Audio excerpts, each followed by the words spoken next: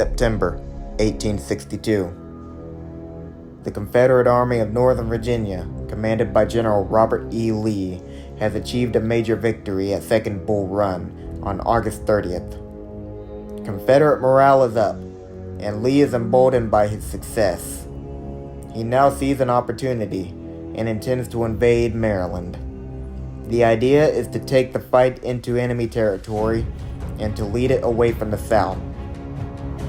In addition to this, Lee knew that a Confederate victory in Union territory would further damage Northern morale.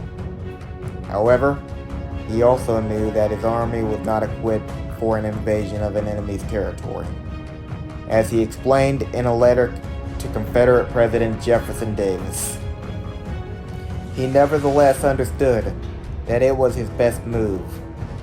Lee's army faced critical food shortages, so he believed if he positioned his army northwest of Washington, he could force the Union Army to remain between him and the capital, liberating northern and north-central Virginia, as well as the Shenandoah Valley, from the threat of the Union Army, while also gathering much-needed food and supplies from Maryland and possibly even southern Pennsylvania.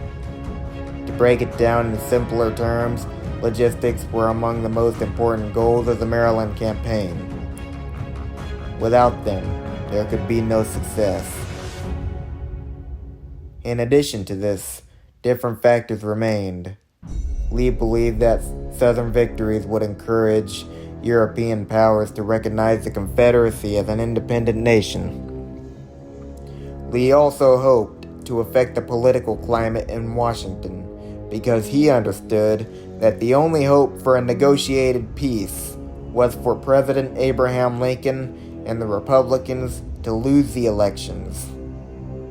Also, Maryland was a border state, and he believed many citizens would support the Confederate soldiers, even join them. Bringing Maryland into Confederate control would be a tremendous threat to Washington, being that Virginia was directly across the Potomac River, and Maryland was also a border of Washington. With these in mind, Lee seeks to set his invasion into motion. On September 4th, elements of Lee's army crossed the Potomac into Maryland, followed by the main body, within the next 3 days. As news of the Confederate army pouring into Northern Territory begins to spread, the North is in a panic. The Union Army of the Potomac, under the command of General George B. McClellan, consisting of 80,000 soldiers, 20,000 of which are raw recruits, moves out from Washington around this time in order to engage Lee.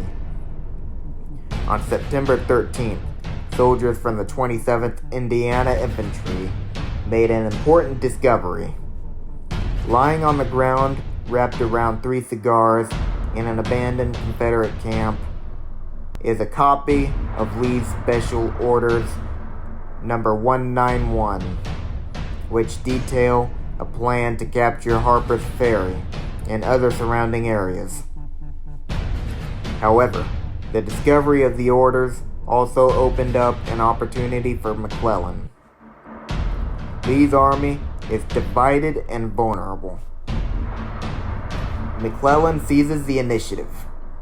He draws up the plan for a 2-pronged offensive in an effort to relieve Harper's Ferry and come between the separated Army of Northern Virginia, still unaware that Lee's army is more divided than the orders entailed. The Union garrisons at Harper's Ferry are able to hold out on September 13th. That same day, Lee learns that elements of the Army of the Potomac are advancing toward South Mountain, with plans to destroy Lee's divided army in detail. On September 14th, McClellan's army meets Lee's divided army at South Mountain, and battle erupts. By nightfall, the Union Army has control of the mountain. However, Lee's army is able to withdraw and regroup. On September 15th, Confederate General Thomas J. Stonewall Jackson is able to capture Harper's Ferry. After leaving several divisions there to guard the city, he heads towards Antietam Creek, near Sharpsburg. The stage has been set. In just 2 days, the two armies will again meet on the field of battle in what will become the bloodiest day in American history. McClellan decides to attack Lee by hitting Lee's left, followed by his right, and then delivering the final blow in the center. McClellan attacks on the morning of September 17th, when soldiers from General Joe Hooker's 1st Corps moved to attack Confederate positions around the Dunkard Church. But the rebels hold the high ground and bombard Hooker's men with artillery fire.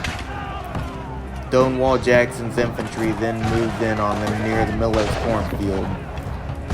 Hooker returns fire with his own artillery. The fighting escalates rapidly.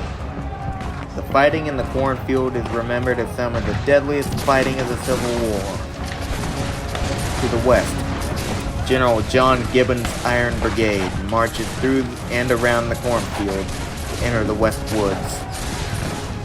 The Confederates counterattack ferociously. Gibbon himself personally mans a cannon to defend his position. By 7 a.m., Lee's left flank is on the verge of collapse. Stonewall Jackson commands the left flank as Hooker's men continue to hammer his line. Jackson is only saved by General John Bell Hood's division as he counterattacks through the cornfield, forcing Hooker to fall back. The casualties at this point in time are staggering. Hooker desperately requests support from Major General Joseph Mansfield's 12th Corps. Mansfield advances his corps in a column formation, thus taking away his offensive power and making them an easy target for Confederate artillery. Mansfield is mortally wounded within minutes after a misunderstanding with men of the 10th Maine, whom he initially believed were accidentally shooting at Hooker's men. It was after the men convinced him that they were shooting at the rebels when he was hit in the chest. Mansfield dies the next morning at a field hospital. One division of the 12th Corps is able to break through the Confederate line and make it to Dunkard Church. Hooker is shot in the foot and is forced to leave the fight before he can make good on his success. With Hooker and Mansfield wounded, the 1st and 12th Corps are without a commander. At around 9 a.m., the Union 2nd Corps under General Edwin Sumner enter the fight. Although his corps consists of 3 divisions, Sumner attacks with only one. The plan is to turn the Confederate left flank. General John Sedgwick commands the largest division of the 2nd Corps. He moves his division into the West Woods, but the Confederates counterattack and force him back. Sedgwick escapes with barely half of his men. The battle is shifting further south by mid-morning. Lee's left flank has been hit viciously, but he is still in the fight. The fighting is moving toward an old sunken farm road, soon to bear the name the Bloody Lane. 2 experienced Confederate brigades from Major General D.H. Hill's division, consisting of men from Alabama and North Carolina, have taken control of an old wagon shortcut. The road is known as the Sunken Road, but will soon be given another name. They await the advance of the Union Army with fortified position. During the fighting in the West Woods, Major General William French moves his division south toward Hill's position. Out of the 10 regiments in French's division, only 3 have ever seen combat. As the Federals move closer, Hill's Confederates open fire, from less than 100 yards, inflicting 1,700 casualties on French's men. At 10:30, both sides receive reinforcements. Lee sends the last of his reserves in the vicinity to extend Hill's right flank. General Israel B. Richardson arrives to reinforce French. Union and Confederate troops dig in and engage in vicious fighting. For nearly 4 hours, Confederates are able to hold their positions along the sunken road. An Alabama officer mistakenly gives the order "about face" after being ordered to realign his regiment. Confusion soon fills the Confederate ranks, as it looks as if a general retreat has been ordered. 5 Confederate regiments begin to fall back toward Sharpsburg.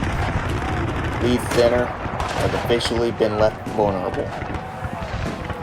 Richardson's advance is halted by artillery from General James Longstreet at Piper Farm. Hill organizes his men and launches counterattacks against Richardson's men. Richardson is fatally wounded by a shell burst from artillery from his longtime friend, James Longstreet. He was taken to a field hospital where he held on until November 3rd, and then he died. The Union advance grinds to another halt as Lee moves more smaller units to stop the advance. 12,000 fresh Union troops from the 6th Corps arrive, but McClellan misses an opportunity to crack Lee's line wide open and sends them to strengthen his shattered right flank. By 1:30 p.m., the fighting at the sunken road ceases. In just 4 hours, 5,600 men lay either dead or wounded in this area. The battle has already claimed 17,500 men and climbing. But it's not over yet. The sunken road will forever be remembered as the Bloody Lane. With Lee's right flank in danger, so too is his escape route. By mid-morning, he only has 3,000 available troops to defend it. General David R. Jones commands 5 small brigades to cover the rebel right flank, while General John G. Walker's division moves north to bolster the Confederate defense of the West Woods. Major General Ambrose Burnside awaits across the creek with his 9th Corps. His orders are to launch a diversionary attack on Confederate right to draw attention away from Hooker's assault. Burnside has been given orders to hold until given explicit orders to attack. But these orders do not reach him until 10 o'clock a.m.